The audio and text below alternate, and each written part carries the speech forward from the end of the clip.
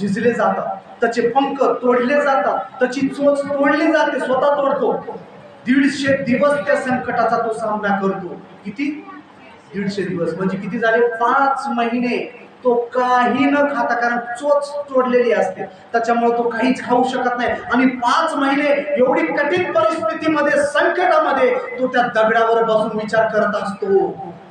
कारण 40 वर्ष त्याला जीवन जगलेलं असते आणि पुढे अजून 40 वर्ष त्याला जीवन जगायचं असतं, नवीन जीवन जगायचं असतं. नवीन पंखाची वाट तो गरुड बघत असतो. नवीन जीवन. जुनं पंख गेले, जुने लोक गेले, जुने मैत्रीण गेले, मित्र गेले. हालेलुया. जे जुनं होतं ते गेलं, देव घालवून टाकतो जुनं. जुन्या सवयी, जुनी चालू, जुने नाते. हालेलुया. देव क्रूरपणे वागतो. जशी आई ती गरुडी आपल्या लेकराला वरी नेते आणि फेकते, कधी कधी आपल्या संकटामध्ये वागतो. परमेश्वर पण एकदा मला लागून चालत असताना, हे प्रभू तू माझा त्याग का केला? परमेश्वर त्याला उडायचं शिकवत होता. हालेलुया. स्वावलंबी असावं, सतत मी तुझी मदत करणार नाही, मानव म्हणून तुला पण एक कर्तव्य पार पाडायचंय. हालेलुया. सरकार वडिलांना आईनं उचलून घेऊन चालणार नाही. आपल्याला